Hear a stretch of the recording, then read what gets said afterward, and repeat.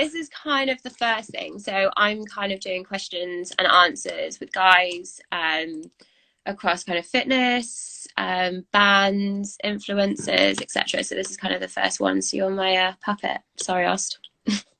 No worries. Happy to take that, Cherry. Cheers, I think. Right, so this is all about like fitness. So anyone who's joining in, if you've got any questions to ask Austen, please just write in the comments. So just kind of starting off, like, what is your fitness specialty? My fitness speciality is bodybuilding, men's physique bodybuilding, weight loss, and muscle gain. That's probably my specialities in fitness right now. Mm-hmm. Got level 2 qualifications in PT. Everything else is anecdotal. I don't have any qualifications in nutrition, but I have done a lot of research because obviously for clients and stuff like that, they need to know what's going on. So I like to educate whilst helping my clients reach their goals, obviously. So I want them to know what's going on in their body. But yeah. Yes, sweet. Amazing. So kind of like what made you get into bodybuilding, like specifically? Um, Quite a while back, I started getting to the gym just because stuff at school, I just had enough of like that sort of thing. So I got into that and got compliments on like, oh, doing well and stuff. And it got to a point where I was being called like, or my friends basically said, oh, you can't do this. So I was just like, oh, screw that. So went on stage, loved it, fell in love with the process, and been doing it for 3 to 4 years now, like stage anyway. Yeah. But bodybuilding about six total. Amazing. Right. So, kind of, do you create like meal plans? I know you said you're not a nutritionist, but do you kind of create like meal plans for yourself, for others, kind of specific on like what they want to gain, like whether they want to lose anything, whether they want to be a bodybuilder? Like, how do you go about that? When it comes to meal plans, like I say, I do always specify that I'm not a nutritionist and it's a suggestion, but I do always give an option to create a meal plan for my clients. The way I go about it is I use the basic plan of with muscle building, you should be going off about 1.8 to 2.2 grams of protein per kilogram of body weight. Out of your total calories, 25 to 35%, or sorry, 20 to 30% of that should be fats. And then the rest of your calories should come from carbohydrates. So from that, I then incorporate whether you want to be in a calorie surplus, calorie deficits.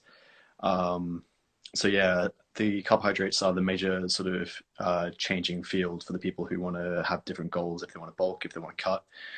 Protein should stay relatively the same. Fats should stay relatively the same, a little bit lower if you're trying to be in a calorie deficit, obviously, but still keep within that 20 to 30 mark. Because the way I like to think about it is protein for growth, carbohydrates for energy, and fats are what people don't actually know, or not a lot of them understand, is fats are for hormone regulation and basically to keep the body going. So they're important. A lot of people try and cut them out, but no. I do not know that because I try and cut them out all the time. Mistakes. So what's your preferred style of like encouragement for clients and for yourself? Well, I'll talk about myself first. Obviously. So with me, I always think I don't want to go back in progress. I've come this far. I don't want to sort of regress in my progress. That is sort of like pretty much the main thing that drives me. Obviously, I have that goal. I want to be first on stage, and that's what drives me mostly. Then there's also when it comes to the clients, I know a lot of people do find it quite hard to stay motivated. With my clients who have competed in the past, I do a similar sort of thing. They're usually quite driven. They're quite good clients, but I do have the odd sort of lifestyle client as well. With them, I remind them this is a service you came to me for. I show them what they can reach, what they time periods of what I want them to get to, and then we'll take progress pictures every week. And if they feel demotivated, I'll try and give them some motivation, like through message, verbally, give them a call, or and also give them pictures of where they've come from. So they've got that sort of push not to go back to what that was, and they have that drive to reach the goal that they set out to get through me. So that's how I try and keep my clients motivated. Sweet. So how, like, realistically, how soon does it take for someone to kind of see results, see progress? Um, sorry, my mate's just commented I something. have to Uh, see. what was that? Sorry. How like quick can you see like results for yourself, and like how quickly you can see progress realistically? So if you're sticking to like Realistically, the diet, you're sticking to the training, realistically, okay, so how? for a golden client who sticks to everything perfectly, sticks to the diet, sticks to weight training, stays in calorie deficit or calorie surplus, whatever you sort of want to go for, 2 weeks is usually around when you start to see physical changes. Obviously, we'll be taking weekly averages of the weight if you're in a deficit, so we can see that weight coming off, and that's how you sort of track the change. But visually, we'll track it through progress pictures, and we'll relate them back, the present ones, the older ones. Um, and weight wise, again, on yourself, about 2 weeks, basically. Sweet. And how, I know that you hate this question, but like, what would you recommend if someone was told to go on a 600-calorie diet? If a coach tells you to go on a 600-calorie diet, leave them. If you stay with them, you will get problems. You will have long-term problems, especially with hormone production. 600 calories, especially for a long time period, is just a no-go. You should not even think about going that low. The lowest you should go, and keep in mind this would be for peak week for female clients coming up to their show, would be around about 800, and that would be for uh, 5'2" bikini girl who sort of goes down to about 52 kilos. So even then, sort of that's the lowest I'll go for a client. Because the reason why you don't want to go too low is because your body still needs the income of calories to stay healthy. Because, like I said before, the fats in the body help with the hormone production. And obviously, if you're cutting off the source of the hormone production, then I mean, you're basically screwing yourself long term because your body is basically starving for that. It should be eating the energy that it already has from the fat lipids, from the glycogen stores in your muscle, and through the glycogen going through your blood. It shouldn't be coming from. I've lost my train of thought here. So basically, you're starving yourself from the calories that your body does need to maintain its function. Um, So if you go any lower than about 600 or if you go to 600 calories over a long period of time, that will stop hormone production. It'll slowly shut your body down. I mean, I was on a heavy calorie deficit for about 6 months, and this was about lowest one was 1800 over about 16 months. And just by doing that and being in a constant calorie deficit to the point I was down to about 5% body fat, for a good 3 to 4 months. I gave myself jaundice. I was tearing my muscles. I've also got an anecdotal story from a friend where her coach actually put her on 600 calories 4 weeks out from the show. And from that, she had issues again with hormones. She was peeing blood and not very nice stuff. And she carried on to the ends and she's got permanent damage. So to answer your question, 600 calories, if you're told to do that, find a new coach. Okay. All right. So this comes up all the time. Like, how many sessions a week should you actually exercise? Because I'm one of those people, if I go a day and I don't exercise, I feel like I've cheated.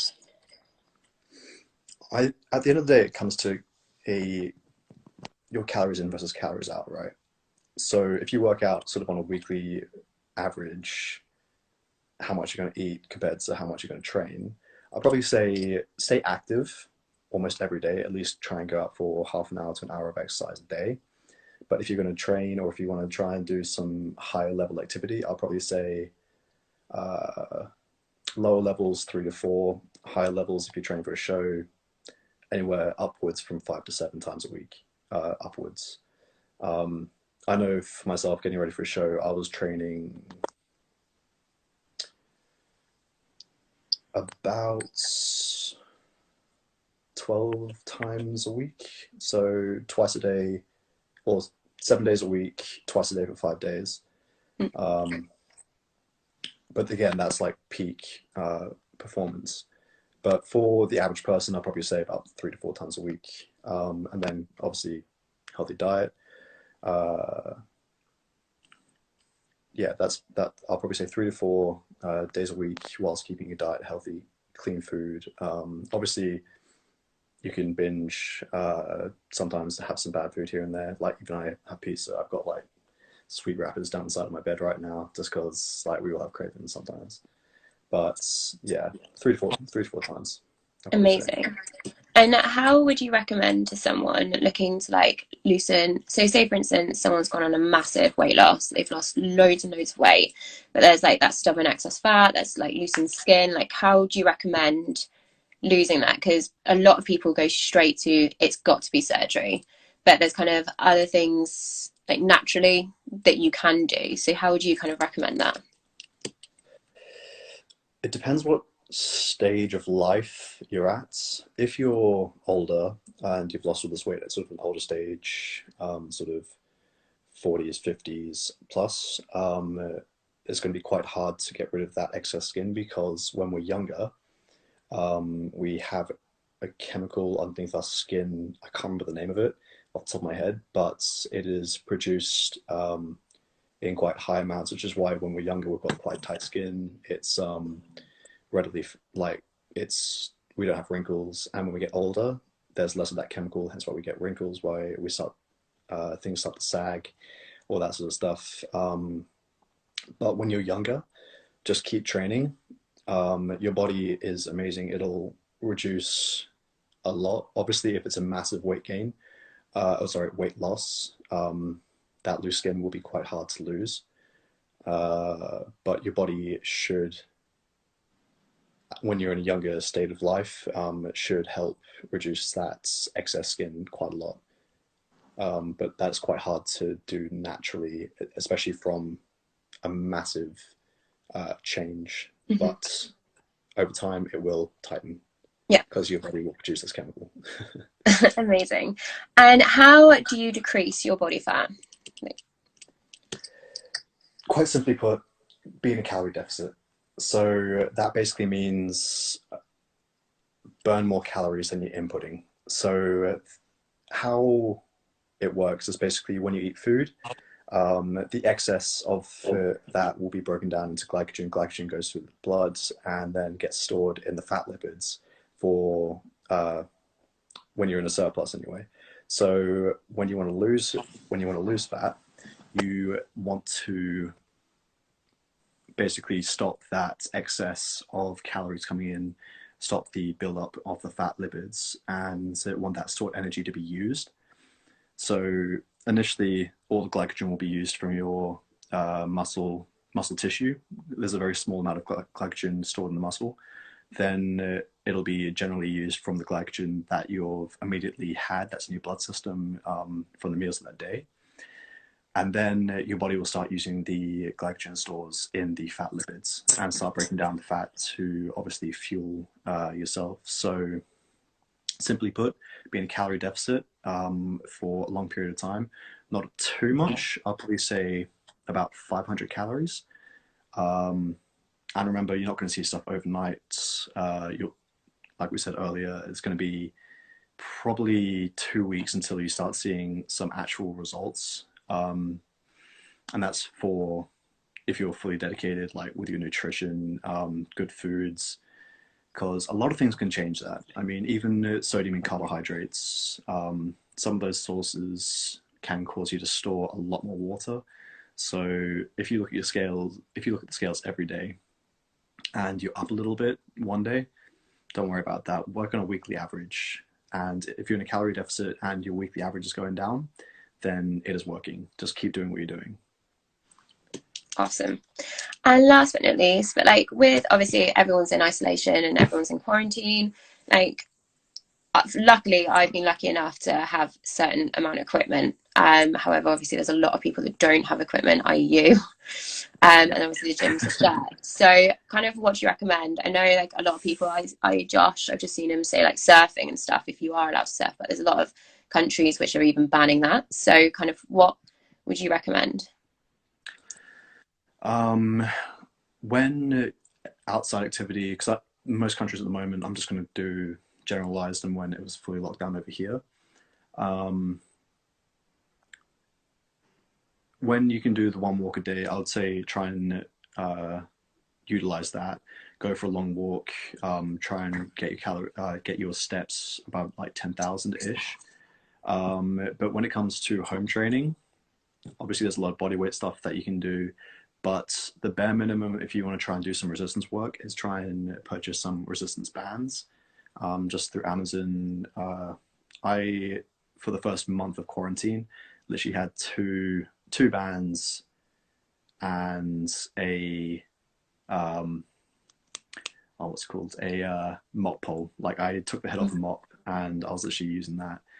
The reason why I've got two is so you can have two levels of resistance. You can warm up and then you can also go up weight and then come down weight. So for training, I would literally say resistance bands for the very basic. But I mean, I'm starting to get to the point, I'm getting bored, I'm making my own stuff. If anyone who's watching this looks on my stories, I've literally in the past week gone to a camping store, bought two water containers, some camping poles, stuck the poles together, put some tape up around the ends so the weight doesn't come off, filled the water containers with water. I've got 60 kg worth of weight, which I'm just pushing around now and finding different ways of using it. So, I mean, there are ways around it and you can make stuff. But the most basic is bands. And after that, try and do a little bit of research on maybe building your own stuff like I have. If you want any help with that, like just give me a message. I'll tell you what I've done, how I've done it. Like simply for an incline bench, I've got two bits of wood that we're using, that we're going to be thrown out from construction.